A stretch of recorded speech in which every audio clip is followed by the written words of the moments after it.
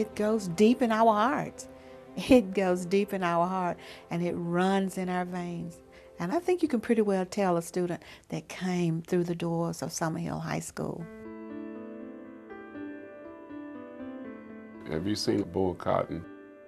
You have to put your fingers down in there and pull the cotton out of that bowl, and it would, just skin your fingers all up. You got about a 6-foot drag sack you're pulling, and you go from one end of the field to the other. It could be a half a mile one way.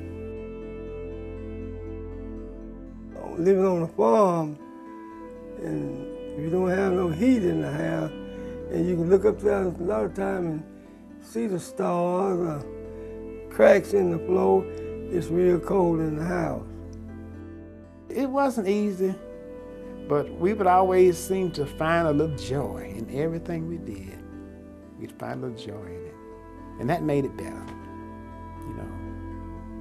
And we'd always pray for a better day. At that time, there were no hotels for blacks. They had a lot of black men coming in to do different work, so they had to have a place to stay. So my grandmother also took in boarders, and she would prepare their breakfast, and then she would fix them a lunch, and when they came in, that she would have supper. So she worked 7 days a week, plus doing washing and ironing, so she worked constantly. I said I was going to school, I was going to be somebody, and I meant that. So I didn't mind coming to Summerhill in the cold and the rain. And of course that trestle out there, sometimes the water would be up to the trestle. I loved school. It was just like I had to learn, I wanted to learn.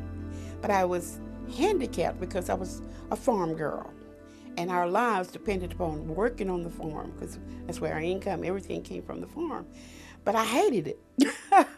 I grew up, and sometimes now I think I shouldn't have hated it because it was a decent living. The only reason I did hate it was because it kept me from going to school every day.